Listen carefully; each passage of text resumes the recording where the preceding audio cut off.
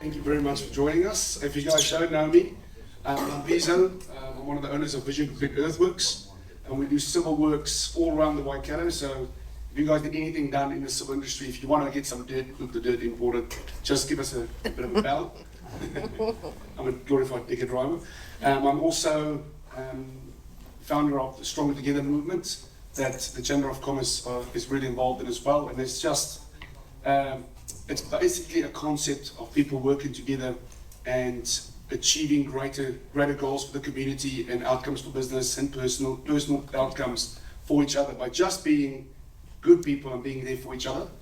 And I think that's a philosophy that a lot of people believe in, and a lot of people know it works. They just don't do anything about it.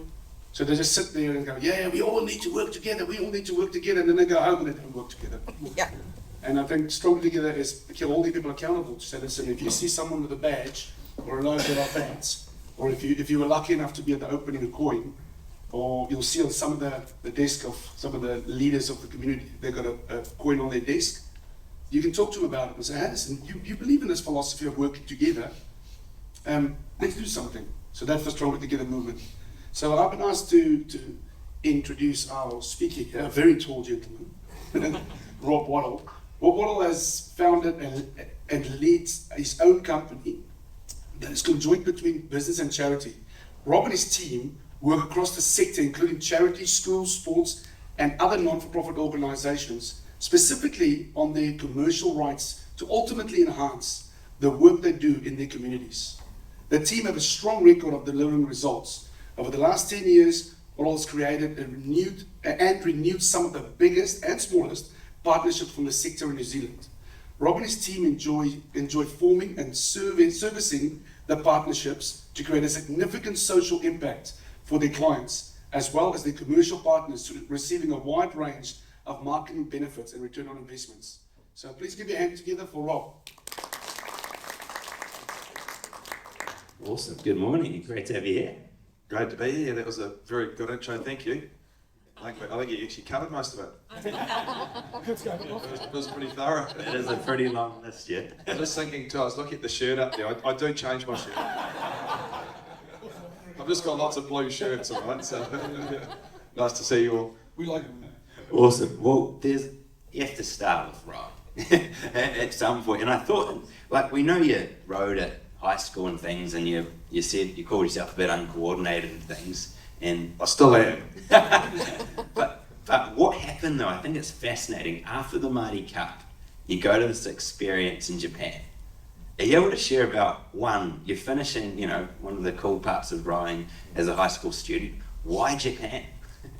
Yeah, that's a good question. So, look, firstly, great to be here this morning. Thanks for letting me all join you, and hopefully get to come to a few more. I might be sitting out there next time, which will be nice, and listening to some of your other good speakers. Look, in terms of rowing and my journey, I won't take you right back to when I was born in Tikawiti in 1975, but I was brought up on a farm in the King Country and did a lot of sports, as you did, rugby, football, everything, and in Pupu where I lived, not too far from here. And rowing was a sport I got into at school, secondary school. I guess why did I start rowing? Because it was a very popular sport at the school I was at, and my brother was in the first eight, and he got a special jacket with his name on it, said Waddell, and he walked around and it looked quite impressive. And if you're in the first eight, you got quite a bit of, most like schools are now, you still get a lot of prestige if you're in a top crew or a top team. So when I started, I was really hopeless. I was very bad. I wasn't. I didn't have any height. I wasn't strong, and I was literally in the bottom crew at school, the under 16B crew, at the very back of the boat. And first regatta we had at Lake Naroto, tucked out behind the hills of Te Awamutu here. Gun went off. Idea, of course, was to go that way. We went that way. Water coming on the side of the boat. In the end, the umpire pulled us off the course because the race behind caught us up. Then I got off the water, and my brother came up and his nice big first aid jacket, and he said, "You're a disgrace." So that was my start in rowing. And I think if someone had said that day, this guy here, they said, "See that guy on the back of the boat, he'll be an Olympic champion," no one would have. It would have been comical, absolutely comical, and probably no one would have believed it really. But I guess I never ever dreamed of getting to that height of getting to the pinnacle of the world on the single scale. But I did have a deep dream that I might be able to make the under 17 crew. I was in the under 16B, but maybe I could make the under 17. And I didn't tell anyone because that would have been laughable. But step by step, it sort of happened until winning an Olympic gold medal was a possibility. And so, and to your point about Japan, I can tell you if you're 6'7", you don't want to stand out in a crowd. It's not a good place to go. But in my final year of school, I felt I'd achieved. I'd done my time at school. I was ready to move on. I wasn't quite ready to go to university, so I almost took what you might say a gap year and went overseas to Japan. I studied Japanese in school, and I just liked the idea of the travel, but also becoming proficient in the language, becoming fluent in language, which I kind of did. And I don't use it now in my business or the work that I do. I used it a lot when I was rowing to speak to the Japanese rowing team. I was amazed that there was this gaijin who could speak their language, so that was a bit of fun. But it was a really neat development experience. It's probably my first big break away from home. Hey, I've been at boarding school, but it's nothing like leaving the shores and knowing that you're locked out for 12 months and you're not coming back. And yeah, I got homesick, you literally do. You miss all the beautiful things about New Zealand. Got very involved with other sports though, took up judo, really got immersed in the culture. I think probably that would be my message for anyone, when you are going away like that or you're doing something different, is get involved. Because if you sit there feeling sorry for yourself, it gets quite miserable. Yeah, exactly. It's not every gap year you go and get a black belt in judo as well. Mate, the guys had to fight with that high. Don't tell anyone, right? Looks great on the CV, but literally it's a cut up the hair,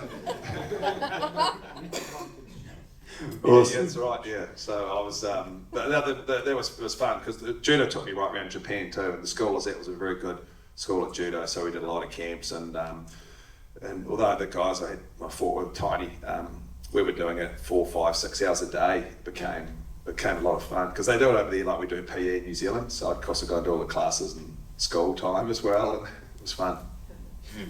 Awesome. And so often, looking back at your career, you're not just a man who's focused on one sport. You've done well in multiple areas. Rowing is certainly significant, but America's Cup, as well as even had a little bit of a go at rugby, which is a bit of fun. I like how people laugh when they talk about my rugby career. It's laughable. I did a very short stint in rugby. I guess, when I finished, came out of my time in Japan, I never thought I'd have 15 years, 16 years, whatever it's been, in high performance sport. I just was privileged to be able to follow that path. I loved what I was doing, and suddenly that time's gone by, and technically I was a professional sports person. But it was a case of being out of the frying pan into the fire. I did my time in the sport of rowing, and that's another talking point. But I'd love to have played rugby for more time than I did. It was a short period of time, and I guess you realise that to do well in anything, it's pretty rare for it to happen overnight. And if I was going to do well at that sport, it was probably a 4, 5, 6 year journey. Grant Dalton was kindly on the phone wanting me back in Team New Zealand, which is always a nice feeling. And that was a big part of my life, some 13 or 14 years with Team New Zealand, the America's Cup. So yeah, I've had a diverse sporting career, you might say. Yeah, very different. Absolutely. Do you have any learnings from those cross codes actually, where you found, hey, this actually was super helpful in rowing, but then led to skills in other areas? Yeah, there's lots of crossover. I could talk for some time, so I'll try and get through some of it briefly. There's common themes that link between all of them, I think, and it also links between some of the work I've done as chef de mission for the Olympic Games team. That's been another sort of big sporting experience for me. Look, in no particular order, I think one of the biggest things I've observed in sport and successful sports people has been the ability to focus on the process, not the outcome. I'd say it's almost the 101 of high performance sport, where we've all got something we want to achieve, and you'll have this in business too, where you've got KPIs, targets, goals, clients, whatever it might be. And every morning you get up, it's actually quite daunting. You might have a list like that, or every time you get out on the lake, you think, oh no, I've got to run a 20k, and I'm 6 months out, and I don't really want to be here. And it is the 101 of high performance sport. It sounds so simple, and you're almost at risk of overlooking it because it is so simple, but you focus on the right here, the right now, and doing that very, very well. And so many people trip over like that. Like I've been amazed even at the Olympic Games, I've been chef de mission, how some of our most decorated athletes have been focused on the outcome, not the process. And if you take care of it every single day, you make it as good as what it can possibly be, you don't hope to do well, you know you're going to do your best because that's what you've done every single day. So that's a big one.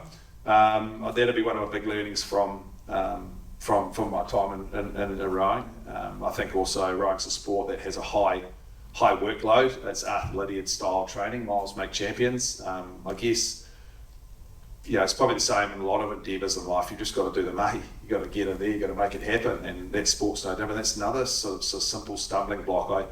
My son's battling with sort of year 13 calculus and algebra at the moment, and he's certainly not a natural, but it's easy to think, I'm just not good at this, it's not my thing. But to pass that exam, to get on the water, to race, you've got to do the work. And you might not be Usain Bolt, you might not be the world's best person at calculus, but it's so many people get bounced off by that. They think, it's just not my thing, it's too hard, and then they might not get there. In terms of my time at Team New Zealand, what really stood out for me there was attention to detail.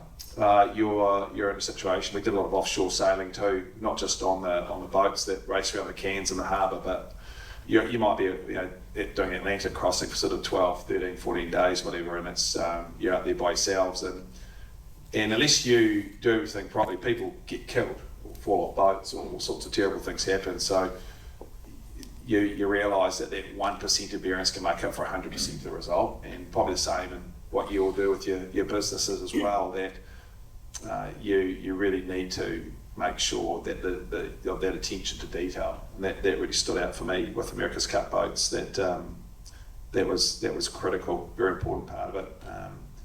And look, there's many other lessons from that. Those are probably a couple that sit at the top of the food chain of lessons learned. At its most basic, you'd say black boats on the water, there's a common theme, but one's been a team, one's been an individual. It's quite lonely having been a single sculler when you go to have crew reunions. There's no one to have crew reunions with. So I guess I've enjoyed having that team aspect too. I often get asked, are you one or the other? I'm probably 50-50. I genuinely enjoy being in a team, but I also love the aspects of being an individual too, and writing your own story. So. No, thanks for sharing all that. Really cool how you can just do it so quickly, and awesome, very articulate. Appreciate that. I think one thing that's real interesting though for your journey in all this is you get back from Japan and start rowing for Waikato University where you're doing the business degree, and you later on discover you've got a problem with your heart. Yeah. Are you able to share a bit more about it if people don't actually know what it was? Because it significantly would impact your performance and what you could do, right? Yeah, it did. I found partway into the early stage of my rowing career that I had a heart condition called atrial fibrillation, and it can be life-threatening, I guess, if it goes too long the wrong way, but it's more of a pain.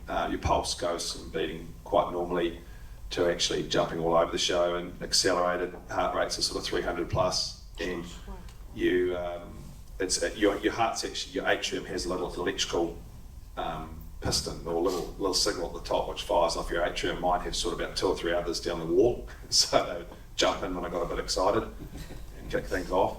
So I spent a lot of time figuring that out. That was probably one of the most frustrating things, is what is this? I was working at home at Pew Pew on the farm at the time, and we'd do some pretty long days and quite physical work, dagging sheep for weeks on end, and picking up hay and building stuff. And I thought, Dad's working me too hard, I'm overtrained. It was the word that was coming at that point. You got to watch you don't overtrain. And then am I dehydrated, or what is it? So you try all these different things, and it was actually a huge relief to realise I had a medical problem. And I think when you're uncertain about something, even people often ask, how do you cope with adversity? How do you move on when you're flat out on the canvas and you've lost the game, you've lost the day, you've lost whatever it is, and you've just got to get drilled down to the very bottom, the very core of what the problem is. You've got to find it. You've got to get right down there, whether it be an America's Cup or whatever it might be. And when you find that problem, solutions that then become apparent. And I'm sure there's lots of fancy books that have been written about how to cope with adversity, and and mine's pretty short and simple. You've got to get everything aside, be brutally honest, confront the hard facts and find out what is the problem, because solutions become apparent, and when you find solutions, you then get a whole new sense of belief. So for me, I was a big relief to realise I had this medical problem, and it wasn't a figment of my imagination. It wasn't soft. For a long time I thought, oh, I'm just soft. Is this the pain barrier? Because you get in the middle of a race and your heart just goes nuts, and suddenly you just can't. You lose around 30% of heart function. So I was on medication for quite some time because there wasn't really a surgical solution for it at the time. And so I got through Sydney on that medication. Unfortunately, it inhibits your heart rate too. So I'll always look back with some regret that I never quite got to do my best through my rowing career, because my heart was also partly contained by this medication. So it gets to a point where it restricts how high your heart can go. But in the end, it became so problematic and technology advanced that I did decide to have surgery, and we looked into it pretty thoroughly, as you do, because it's quite a big deal to tinker around with your heart, and decided to have it here in the Waikato, which was awesome. And we travelled around the world, actually meet with different surgeons, and realised that some of the best people were here in our hospital. And the surgeon that did it was a guy called Dr. Martin Stiles, a bit of a local hero of mine anyway. And he'd also been in Sonia's class at school. So ironically, amazing, isn't it? Same age and stage. And I said to Sonia, were you nice to him? Tell me about it, anything I don't know about. But so we did the surgery up at the hospital here. It took about 8 hours. It was quite a long process. It was one of the earlier times I'd done it in New Zealand. And essentially what they do is they put some wires up through the main artery in your leg, and they go up to your heart, and 2 of the wires puncture through your heart, and then the 3rd one goes and annihilates. Simple way of describing it, it's like people get their nose cauterised when they get bleeding noses too often. And so that's what it did. It went around and burnt the inside of the heart over that period of time. And but you're heavily sedated, but you are awake during this time, so you can feel it, and you can see the wires going in at the start, and at one point the wires went in and they went right out the side. I could feel it like that on the side, and he goes, oh, sorry, wrong one. He pulls it out, wrong way, and pushes it back in. Sounds quite basic, doesn't it? Anyway, that was successful, and it's changed my life since. I wouldn't go back rowing, but it has been transformational to my everyday life, because it was affecting even stuff like walking upstairs or playing with the kids, and that's why I decided I had to have surgery, because I had no choice. It had got so common, so frequent, because every time it happens, it's more likely to happen the next time. Absolutely. Well, you mentioned the Sydney race. Are you able to just describe that experience of being in an Olympic final and winning? Yeah, no, sure, I'd love to. Look, it's I learned that day. It's one thing to be in an Olympic final. It's another thing to sit there half an hour beforehand and know you can actually win it. And I guess there's a perception out there that athletes have got some incredible way of dealing with it, and it all sort of comes naturally. But I can promise you get every bit as anxious and nervous as what you might expect. It's very normal, it's very real. And there's a couple of things that help with that greatly. The first is what I talked about before. You focus on the process, not the outcome. You don't think about all of New Zealand's watching me, and if I stuff this up, and this is the last chance, as it was at the time of New Zealand winning a gold medal, and all those sorts of things. Put that to one side, just focus on sculling beautifully. You focus on sitting on the blocks and just thinking about how much you love making that boat go fast. So process was a big deal. Also the work done beforehand. Every day had been a day of quality for me. The saying I enjoy is you make excellence a habit. I love that saying. And if you do that every day, you do it with everything you do, it goes a long, long way to helping you achieve that final outcome. So when I sat in the blocks, I'd literally done everything I possibly could. Every day had been great. Every stroke had been consciously as good as what I could make. It hadn't been perfect, but consciously I'd always been really proactive, and made it to a very high level. Recovery, sleep, psychology. And funnily enough, psychology is probably the biggest thing you face when you line up in that space. You'd think that's the case, and it is. You really have to be well prepared mentally. And in that particular race, as it turns out, it's quite cool, because to win an Olympic gold medal, you don't want it to be easy. And it was probably the hardest race I've had in my life. It was really hard. physically, I felt like my body was going to explode at one point down the course. And the reason for that is my main opposition, a guy called Zano Muller. He was the previous Olympic champion from 1996. And hadn't shown all his cards, and he knew and I knew that he had a few more tricks up his sleeve for the Olympic final. And that's what it's like in rowing. You don't really show everyone what you've got until the Olympic final, so I don't get to find out every 4 years who actually is the fastest. And he had a really good crack through the middle of the race at probably what is my massive strength. So I'm not a sprinter, I'm a diesel, I'm a stayer. If I was a racehorse, I've got one speed, but it's fast, but it's not, I've got no sprint, right? So I just got onto that rhythm, and he just sat a length in front of me all the way down the course. That's the first time in about sort of 4 or 5 years I've been behind all the way down the course, and he just sat there and sat there and sat there. And I remember thinking, this is a ridiculous pace. It is so far above what both of us are capable of. One of us is going to blow up. It's just who will go first. And that was the case. You know how fast your body can go, and you know what sort of stroke rate you should be doing. And there was a point about 1750 where he just went, that was it. And you knew within 2 or 3 strokes that the race was over. And in the last 200, you're literally thinking, just don't fall out of the boat. Don't fall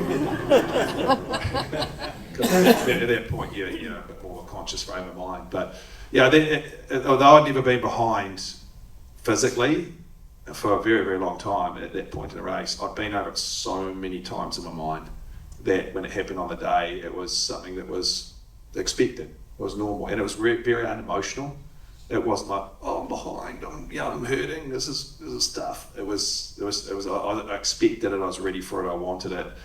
And it's it's not something that just happens overnight, it's something you train for. And there's probably another point I'll just digress on to is producing quality every day. I'll talk about making quality a habit, and it's all very well for me to sit up here and spout on about that, but you've actually got to have processes within your business, or within your training, within your everyday life that force you to produce that. It is human nature to take the easy option. That's what I found in sport anyway. And if you can have a system around you where your default is quality, that becomes what you produce every day. So in my particular case, it was having awesome training partners and a really good program and a good coach. And my training partners for a long time were the Swindell twins. You might remember them, they won 2 Olympic gold medals. And a woman's double scull, or their double scull anyway, is just frustratingly just slightly quicker than a men's single scull.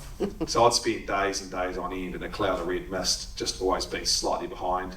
They'd always get their half length in front. They'd always sit there, and they get their wash. But you just get used to it, and you get used to being under pressure. And so when it happens in the Olympic final, you go, it's just Carolyn and Georgina trying to annoy me again. You're okay with it, and it's what you've put your mind through every single day. So I guess in a business sense, I think that's relevant, that if you can create those factors so that when you're under the blowtorch, when it really matters, you've got those systems to fall back on. I think you actually raise a good point around the training. And I've got this idea. I've been reading Extreme Ownership by Jocko Willink and Leif Bev, a great book if you guys are interested in the leadership side. And what they're talking about in the second one, in the dichotomy of leadership, is often they're convinced businesses don't train that well. We can't do these token trainings and go, off you go, and we're with the live results. And so I was interested, coming from the perspective of high performance sport, training is what you do, like you're saying, creating that system. Yeah. Do you have any thoughts on how we could improve training in businesses so people aren't just having to go and do a live customer? And we get it, there's experience is key. You have to do some races to get good at it. But what are your thoughts on getting good quality training in business? So it's a good question. I guess it's a fascinating piece you asked, because you're saying, well, it's a cliche thing to say sport and business cross over, and there's a lot of common themes, and there are, but they don't always jump out and hit you in the face. And I think if you were to go through, and it touches on some of what I was talking about earlier, what are those pieces that cross over? I might come back to that question a bit later on, but the things that have stood out for me have been excellence, a commitment to excellence, and a leadership of excellence throughout the organisation. I think so many of these things start with the right people, and having quality and having quality people and having quality standards. With the work that we do in business, in my business, as was a great introduction, thank you. My mother always says, "What do you actually do?" And I've struggled to articulate it, so I'm going to copy it that if it's right. But we broker and service partnerships in the not-for-profit sector, and often there's not a lot of initial value when you look at them, but then when you bring it to life, often companies are really surprised and delighted with what they can get out of not only getting commercial return, but actually giving money to a cause that really needs help. And the reality of what we do is we have to be, there's no choice but to be exceptional. We have to be absolutely incredibly good at what we do. Because if we're not, we're dead. Those partnerships don't exist, they don't survive. And that's probably been one of the most transformational parts for us, is just having that culture right throughout every aspect of our business, whether we're dealing with a client, whether we're dealing with a sponsor, a rights holder, whatever it is, it's just always going above and beyond everything, doing everything you possibly can. So I think that leadership's really important. I think about it in Team New Zealand, the years I had there. You don't have to be Pete Burling or Blair Tube to take leadership in an organisation. Those are the captains of Team New Zealand, you might say. Every person in a company can be a leader. Every person can take initiative. And if you're looking at the opposition boat, you're thinking, it's quite a cool idea, I wish I'd thought of that. You're following at that point. Following means coming second, and often in business, second means you don't survive, or certainly in the world of sport, it means that you don't survive. So I think that's another critical piece of how you get that culture. It starts with leadership. Most of you are probably business owners or business leaders within what you do, and it's having those incredibly high standards and encouraging others to have them as a starting point. And there's probably lots of things that flow from that as well. No, cool. Any thoughts on the training piece and how we could improve on doing that in particular, or is it just making it close to real life situations as possible? What do you? Yeah, I mean, you start to touch on the everyday monotony of work and resilience, and it's a common theme that's talked about these days. I guess I was just talking before about my son Hayden. He's 18 and deciding what he wants to do in the world, and my gosh, there's so many different directions. You sort of one end of the scale to the other, but more and more when I reflect on what I've done, it starts with a passion. It starts with something that you really, really enjoy and you love doing.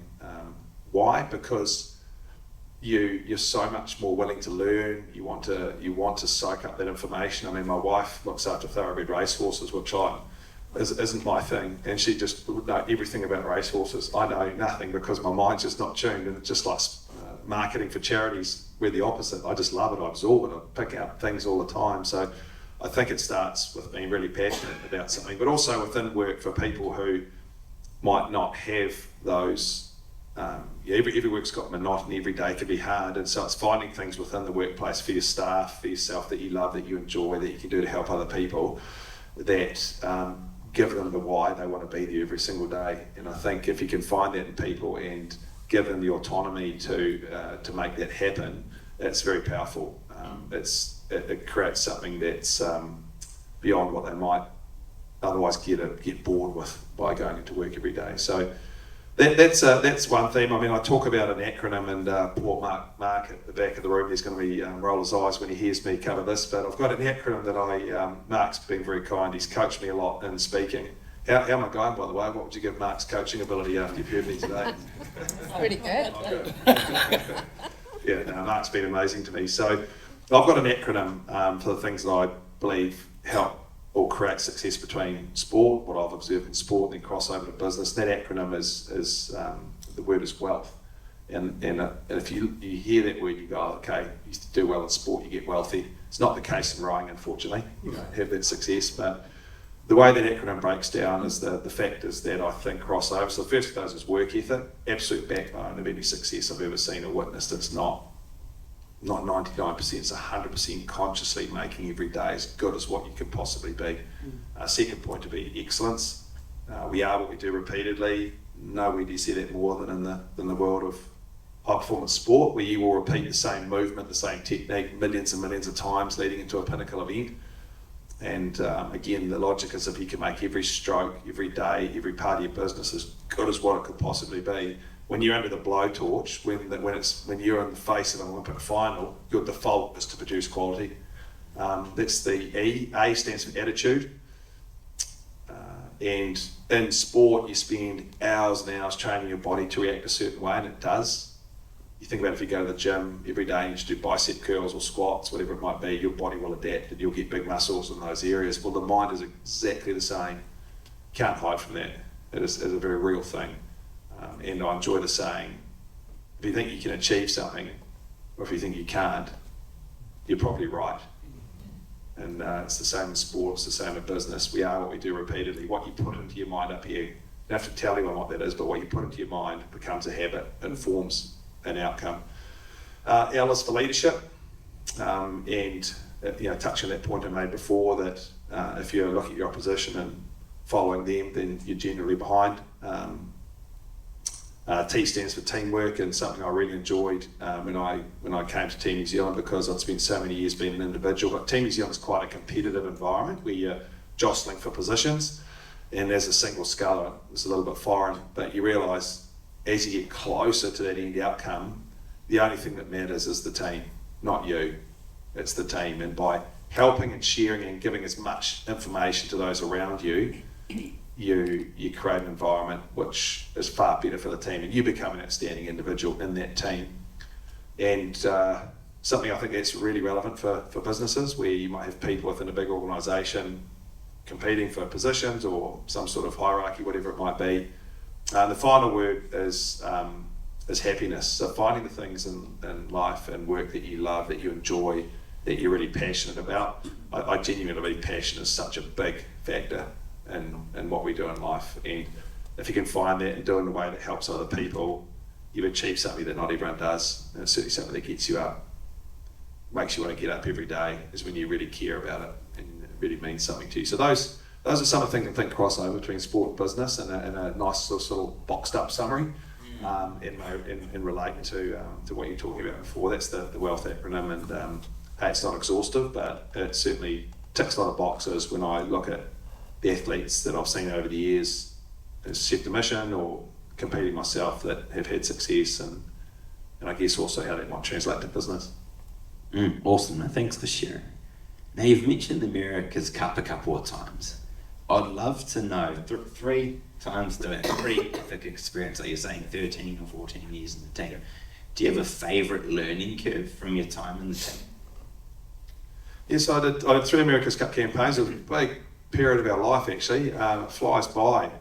And my final campaign was the one in San Francisco. We were 8-1 up. Sorry about that. Anyway, we have won it since then, which is good. And I was really, I was really pleased to see New Zealand has won the America's Cup, because that's what I did it for. I just want to see New Zealand win. I'm not happy it's offshore now. That's a pity, and I don't necessarily agree with everything Grant's done. Some of those learnings I've touched on before, so I talked about with the wealth acronym. I think other things I'd add to that would be a couple of other lessons from my time in the America's Cup.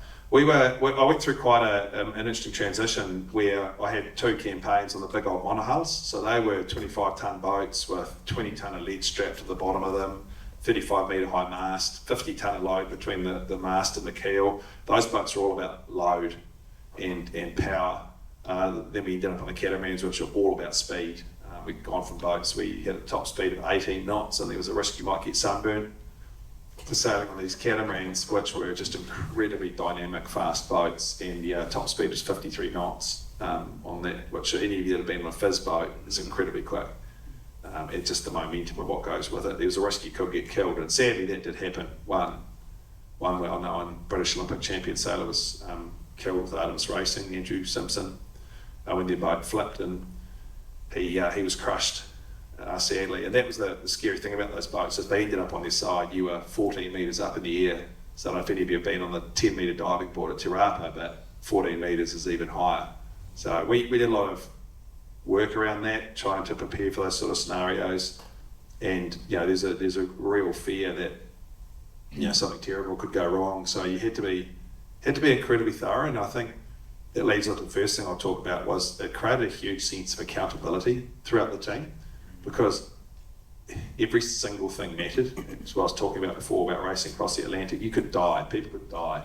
So everyone cared, and it wasn't unusual for people to go back late at night and check something, or whether it was the guy designing the beams or sweeping the floor or in charge of the maintenance program, every single little thing mattered. Not only because you wanted to win for New Zealand, but otherwise your mates could die. So that sense of accountability was incredibly powerful. And if you can create that in your organisation where every single person within that company, or within your company, is somehow connected to the end outcome, it's very motivating, rather than, oh, what I do doesn't matter. It matters. And it swept through the team, and it's highly motivating, because you go above and beyond. Nothing falls between the cracks, because it can't. I think my second big learning from Team New Zealand was that there are no limits. Sometimes the biggest barriers are in our own mind. And I'll give you an example. When we started in these foiling catamarans, and I assume most of you know what I'm talking about, the boats used to go along in the water with a big lead bulb at the bottom of them. Now they fly across the water with dagger foils that go into the water and lift the boat out of the water. So they're quite spectacular. And when we started in these catamarans, they used to go through the water, and it's not that long ago, honestly not long ago, it would have been 2011, sitting in a design room at the Viaduct with our team doing a debrief, and our head designer is a guy called Dan Bisconi, incredibly clever guy, amazing. Everything he says actually happens, it comes true, and that's not the case with designers. Often they'll say, and I've been part of campaigns where they say, oh, we're going to be faster, and you're actually slower. Remember the hula? Yeah, that was an innovation which failed in 2003. So anyway, Dan came up with this idea. He said, we've got these foils that are in the water. He said, imagine if we could just angle them. Imagine if we could control the angle of the foil, what that might do. We could have, instead of having that much boat in the water, we might be able to get a little bit of lift and actually only have that much hull going through the water. Everyone thought, man, that's a cool idea. And we did our calculations and popped out of the computer and it said, your boat will be 2 knots quicker upwind. And we go, wow, that's awesome. And that was just reducing the wetted surface area in the water by that much. Well, what are we now? 2023. The goal was to get around the course without touching the water. And that's how far it's come, right? So we've gone from, imagine if we just reduce how much hull is in the water. So the barriers were in our own mind, and those boats are still not as quick as what they'll be. And in time, you get that perspective. Like, I was horrified watching in the last America's Cup replays of us in San Francisco in 2013. I thought, oh my gosh, that's like watching the olden days. It's like watching people with horse and carts racing around in the Coliseum or something. It's embarrassing. And over time, we all suffer that perspective. The America's Cup is an arms race, and it's who can get the furthest along that development curve is who ultimately creates the fastest boat. Boat speed is king in the America's Cup. So anyway, I just encourage you to think that sometimes it's the biggest barriers in our own mind, and there's a lot more out there than what we might have otherwise put on the table for what you might be thinking for where you're going and what you're capable of and what your teams are able to achieve.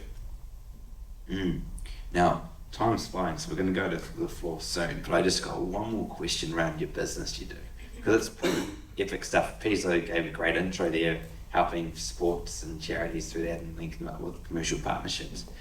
I'd love to know your thoughts around the environment and how, as a New Zealand community, we actually could look after our sports more, because we know they're pretty important, right? Yeah, and I love what I do now. I'm a tragic addict. I'm so passionate about it. I guess one of those things I found myself doing something every day that I really enjoy, and I don't know if it's been the best use of my time financially. I didn't turn up in a Maserati today, sadly, but I really enjoy the fact that we help, and I think if I think of one word that describes the whole sector, it's potential. There's so much potential out there. There's so much unrealised value. All of these communities are communities. They are just that, and they're bigger and smaller. And For example, in the work we do, and I'll talk about sport as one instance, we've been privileged to have an oversight of the sector because we work across so many sports. You can see, oh, that sport's doing that well, that one's doing that poorly, and you can just see the contrasts. And one of the projects we've enjoyed doing is bringing all our sports together. So typically, it's not unusual to sort of walk out of talking to a company and you bump into the next guy coming in who's going to talk about football or rowing, whatever it might be, and the good old laugh is, I've already got the money, mate, don't worry, don't bother going. So we enjoy bringing sports together. That's effectively what we've done. One of our projects is the aggregated commercial rights across 35 different sports. So I talk about commercial rights, sponsorship and broadcast. And so in the past, every sport's kind of done its own thing with the broadcast. We didn't invent broadcast. Broadcast came along with these things. The world changed with these. You can broadcast an event live with 2 clicks, bang, bang, and you're live. So all these sports we're broadcasting. All we did was bring them together in a single bundle and create value that never previously existed. So we did a significant partnership with Sky pre-COVID. It brought in around $11 million of funding over 2 years into all these sports which had never seen funding like that or never had exposure like that. So it was really great. Up until that point, they were all just doing their own thing. Facebook, YouTube, Vimeo, Sky, Spark, whatever, all dotted around. We just brought them into one single place. We also put a really nice line of sponsorship across the whole thing. So that's what that looks like now. And it's been awesome because it's achieving something together that you wouldn't otherwise achieve individually, and we love those sort of outcomes. So that's been a really fun project to do. As an example of the sort of work we do. We've our broadcast partners now for Kata Māori. Yeah, we got our arms and legs torn off during COVID. COVID was brutal for us. You know, probably 2 of the worst things to be involved in during COVID were the travel industry and events. So guess what? We do lots of events, and they always got turned off for 2 years, and contracts got torn up, etc., etc. So it was really tough. But as I was saying to Mark before, it's almost the weed theory: what doesn't kill you makes you stronger, and it's going really well now. Our new broadcast partner is Whakata Māori, and so it's an amazing partnership where we're growing the use and awareness around te reo through all our broadcasts. Like a lot of our commentators are speaking te reo and parts of the commentary, and it's Māori rangatahi are really well represented in youth sport as well. They actually over-index. They're the highest competing ethnicity across all sports at secondary school level. So it's really relevant to them. And then we've got some amazing commercial partnerships that we've built around that with Bailey's and Caltex and Polo Projects and other companies like that. And probably the fun part of that, and my reason for getting up most days is the commercial piece, and that's great. There's money going to a lot of people, places that need it. But we've also asked all those sponsors, what else can you do? What else can you do to support people that need help? So they pay their rights fee, they get their commercial return, that's nice. But companies like Apollo, companies like Caltex, companies like Bailey's are now investing into schools right throughout New Zealand. So they're all doing in their own way. Like Apollo Projects have a percentage of their build cost. If they're building in Hamilton or Christchurch, or it might be, they take a percentage and they invest that into local schools to help kids that might otherwise miss out on competing in sport. And we're now to the multiples of millions that we're contributing to schools, which is pretty fun. And you just hear some really compelling stories. Every time we speak to principals, you just come out and ask yourself, what else can we do to help? You'll hear stories of kids that won't compete at the same time because they've only got one pair of shoes, or the school can't afford a coach, they won't field a team, or they can't afford the cost of transport, they can't get to the event that they want to go to. And you realise that sport is a big enabler at schools. We're reminded all the time that students that are involved follow a really positive path in life. And if you think about what you get out of sport, you got the notoriety, you got the school badge, you got a sense of pride, you're with your mates, you're doing something exciting, and you can get all that out of doing a ram race too. So having kids involved in sport is at the top of the cliff rather than being the ambulance at the bottom. And so that's what we work on, and that's a really fun part of the project, is to see now how that's growing and how we've developed some good local commercial return for those companies. So it's not just a black hole, it doesn't disappear. We work our butts off to be exceptional, and to leverage that so that when Apollo Projects or Bailey's, whoever it might be, put money into a school, they get something out of it. But the school says, thank you very much. And it's also a way of reducing their reliance on some of the traditional avenues, which be like gaming, which also causes harm in some of those schools. And if they can have sustainable partnerships, that goes a long way to helping more kids be involved. Awesome. Well, thank you so much. Let's give it a roll.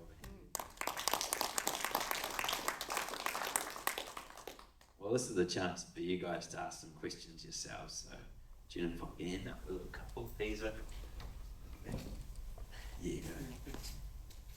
Thanks, Rob. That was pretty cool. Really nice. I think everybody got something out of it.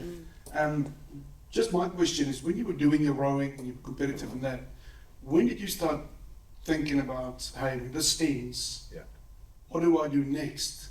And was it while you were doing it, or when it stopped, you're like, oh shit, now I need to do something? Yeah. And that must have been a daunting proposition for you because you only knew that for so long. Yeah, that's a really great question. It's relevant to a lot of sports people where you spend 10, 15 years, best years of your life, putting your heart and soul into it. And I have learned subsequently that when you come out of a career like that, there's not many jobs for grinders, not many jobs for single scullers. So you've got to make a play. You've got to do something different. I guess I'm probably, some people might call me disorganised, others might say it's spontaneous, but I have jumped into things I'm passionate about. So when I first joined Team New Zealand, I jumped into that and I didn't really think a lot about it, and I overlooked a couple of big obstacles. One was that I hadn't actually done any sailing in my life before, and that's quite a problem. Managed to get through the interview anyway. But I guess I've got a belief, not just for me, but for what you do as well, that if you get good people, they might not necessarily have the skill sets, but good things happen. It's probably an ethos we're applying with our business now. We're not big compared to probably what a lot of you doing. We've got 15 staff, but we try and bring good people into the organisation all the time, and then you can decide what your direction is after that. So you get the right people on the right seats and going in the right direction. I guess for me personally, I have 4 things that I'm naturally very passionate about, and it's a vague concept, but I do come back down the line principle at what do you enjoy doing in life. I found myself being heavily involved at the end of my sporting career in a couple of big community projects. One was the Te Awa River Ride that goes along the Waikato River. I was on that for some 7 or 8 years. And the Home Cycling Charitable Trust, so I was chairman of that for a period of time, and also did quite a bit of work for Halberg. Now all that was volunteer, and I found myself working almost full time thinking, I love this work, but hang on, the kids are starving. So I guess that's how it evolved for me. It was off the back of that first project. I thought, Cycling New Zealand, first big tenant in the building for home cycling, and they haven't got a single sponsor. Oh my gosh, what? Cycling's one of the biggest sports per participation in New Zealand. What do you mean they haven't got any sponsors? And then it's probably been a subconscious bent to the degree I did at Waikato, where I seem to love marketing, and the two have combined in a way. So it's been an organic journey. I haven't suddenly said it's a light bulb moment, but it's that Mark Twain theory, isn't it? The 2 biggest days, the day you're born and the day you realise why you're born. And I love what I do now. I absolutely love it. I hope I can keep doing it. It's still questionable whether you go, because it's very unique. I don't know too many other people doing it, but it's a successful business now, which I'm generally quite proud of. When you're really competitive in sport, as a lot of you will know, and you've been involved at different levels, but it's probably one of the hardest things is when you've been the best in the world at something. It's a very rare thing. It's a privilege to actually go, hey, I was top of the food chain for a period of time, and you get very frustrated when you don't achieve the same in business. I'm annoyed I'm not Facebook yet. I'm really angry I'm not Google, So in terms of the scalability of what I'm doing, I genuinely love that challenge.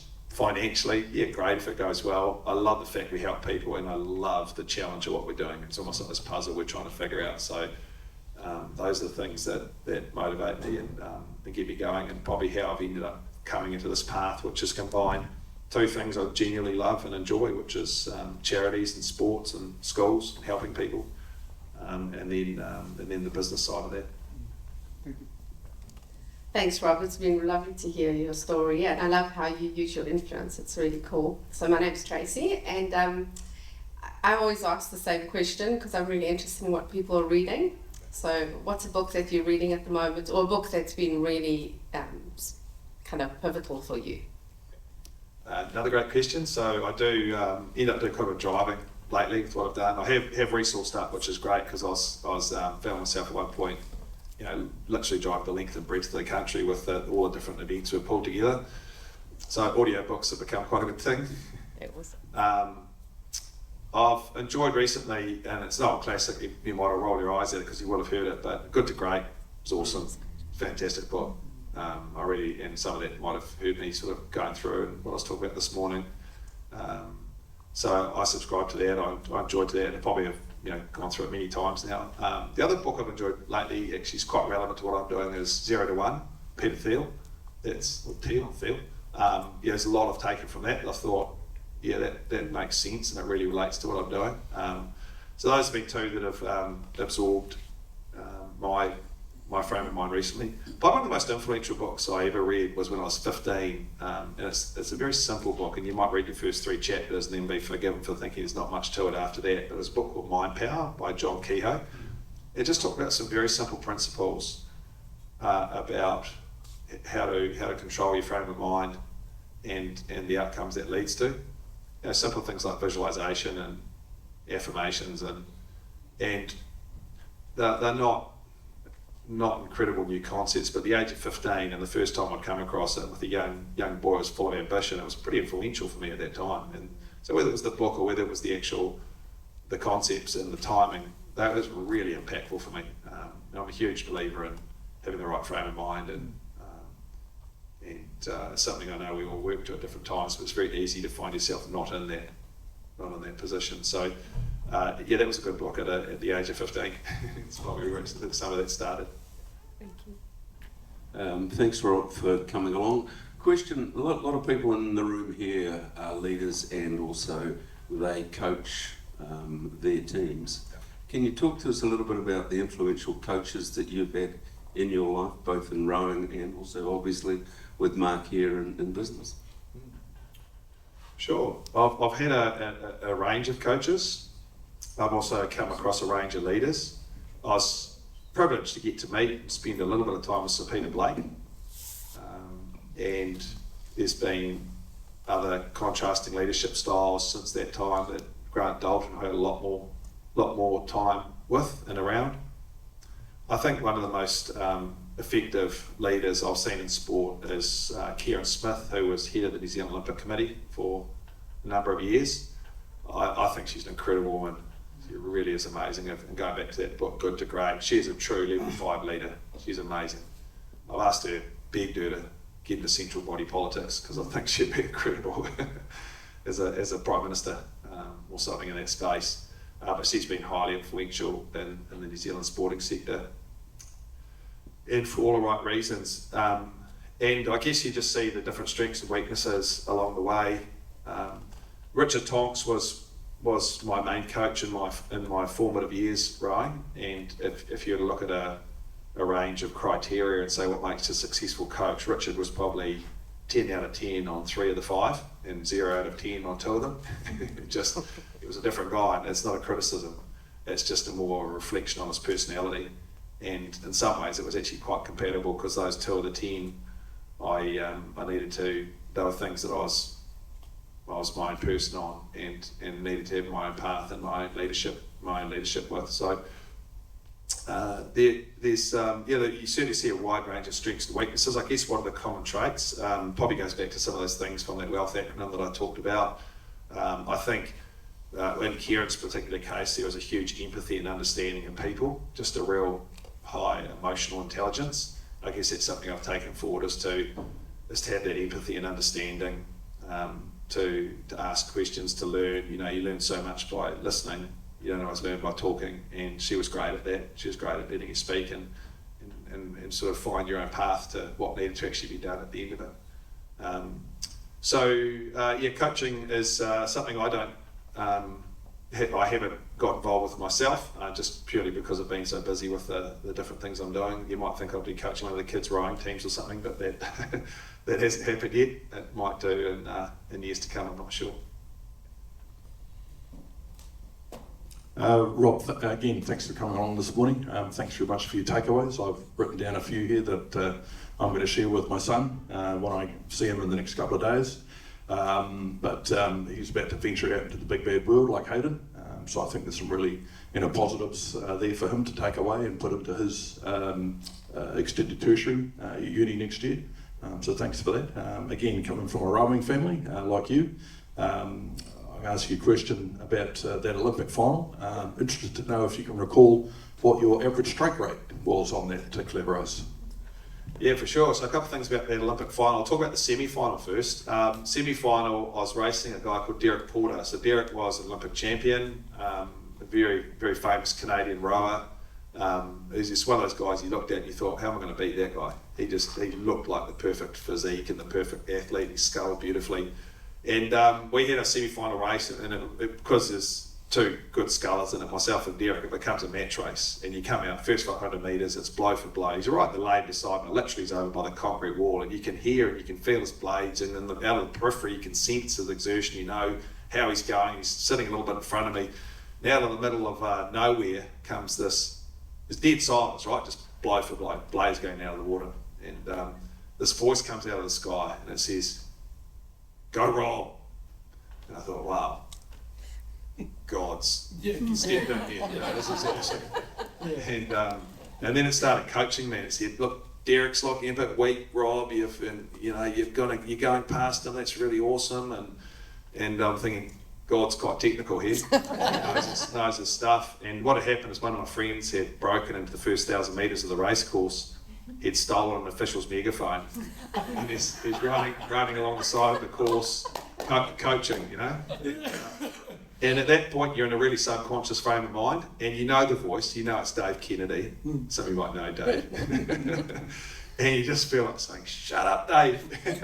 I'm tuned in here."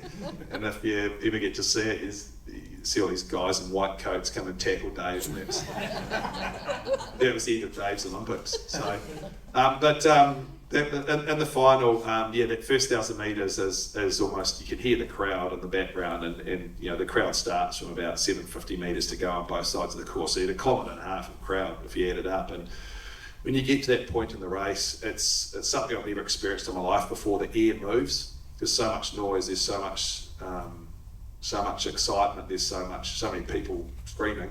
The air moves. It's vibrating around you. It's an amazing feeling. I've only ever felt being in the Olympic final. Must be probably like the All Blacks run on. They get it every game, but it was the one moment I felt that. And it's you're obviously caught up in your own subconscious world, but. The stroke rate I came down the course at was 36 strokes a minute. I never went below 36, and for a tall guy, that's pretty high. It was the highest I think I've seen anyone come down the course at, and it was mainly because what Zeno was doing was quite crazy, and I was really proud of that. I thought that was a good effort.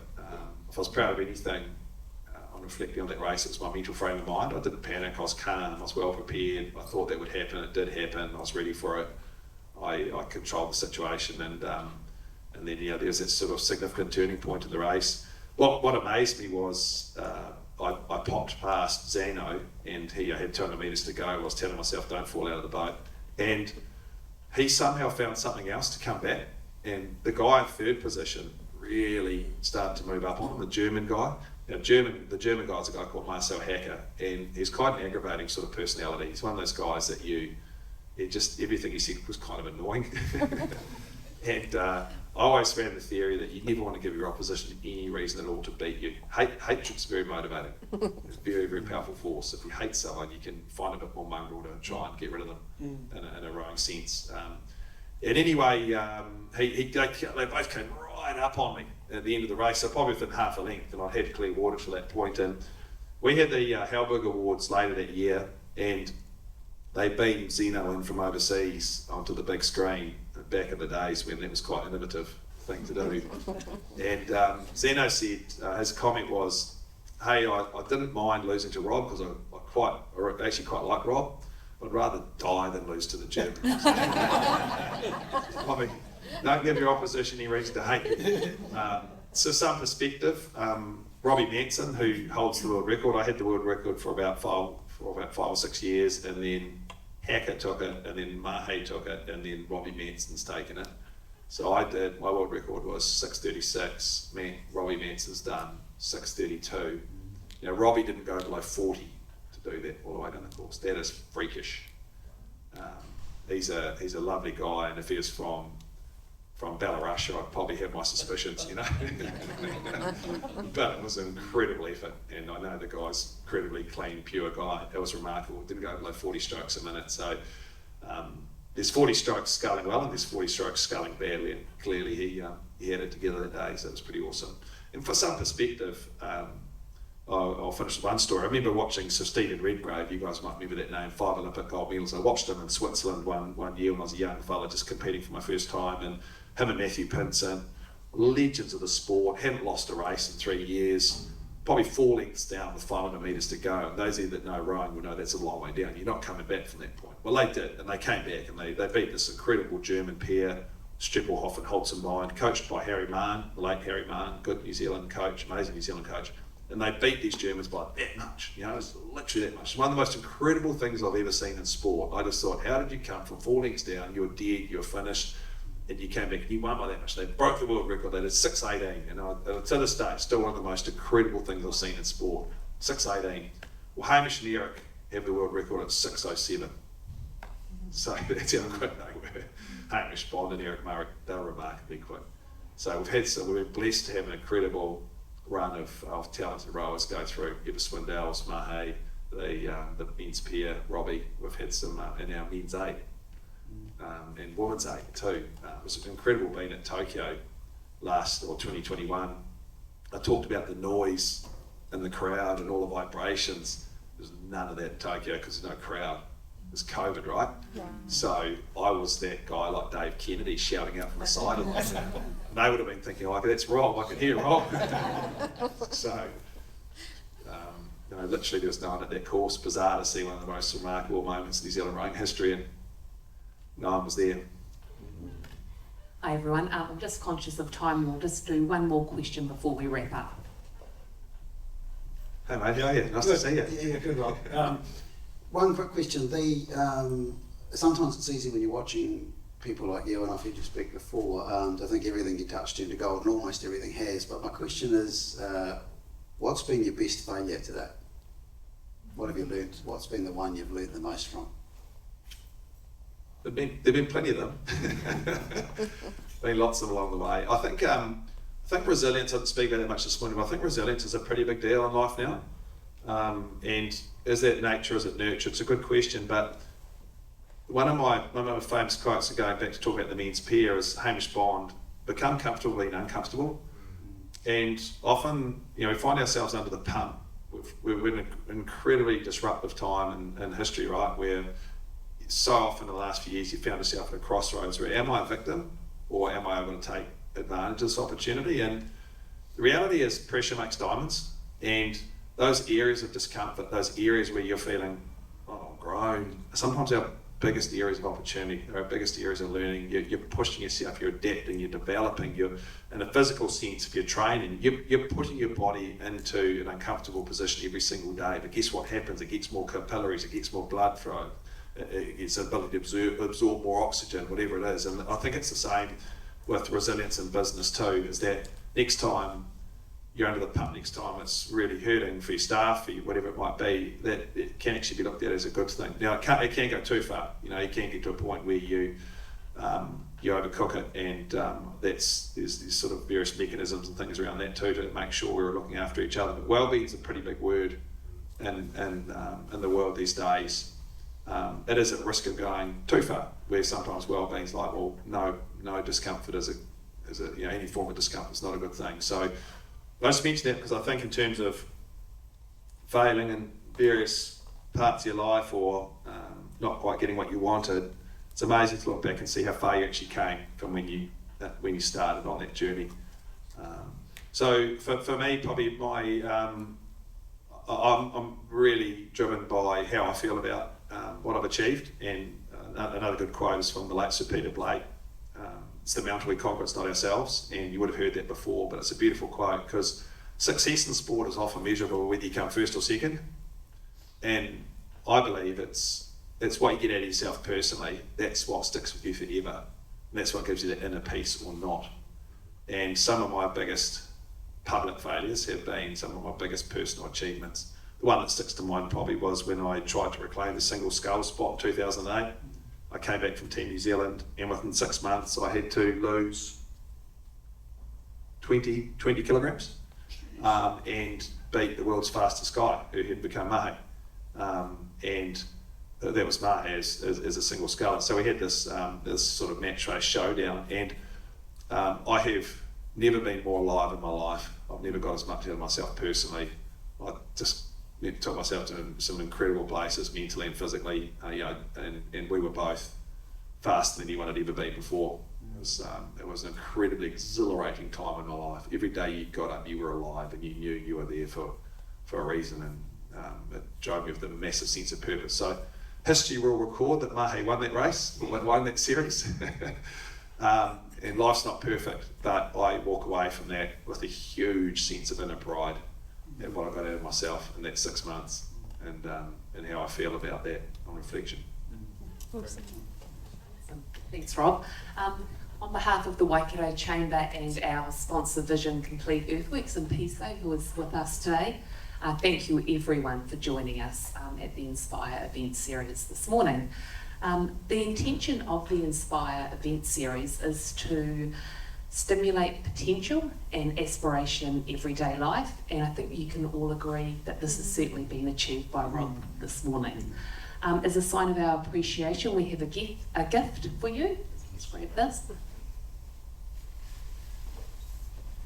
This gift has kindly been provided by Alex Rory Flowers. Oh, thank you. Yes, Very kind. absolute pleasure. Thank you. Also a big thank you to our facilitator this morning, Cathan. Cathan does an amazing job for us and will be joining us for next month's Inspire as well. Last but not least is a big shout out to our sponsor, PISO and Vision Complete Earthworks. As PISO mentioned before, the ethos of Stronger Together is something that we're really proud to be aligned with at the Waikato Chamber. So we look forward to seeing you also join us and PISO in working together. We also would like to just make a quick shout out. We have a member referral draw at the moment for the Chamber. So if you do know of anyone that is interested in joining the Chamber, you can either go to our website or talk to one of our team. And what we have up for grabs is a $500 Air New Zealand voucher for the person who does the nomination. As I mentioned before, our next Inspire series will be taking place on the morning of the 4th of October, and you can register for that event, and also the speaker details will be sent out to you in a post email. Our last Inspire event will be taking place in November, and it will be an evening event. We'll be having a few drinks and nibbles to celebrate a successful year of inspiration. So thank you everyone once again, and to Rob and to Cathan and to PISO, and look forward to seeing you next month.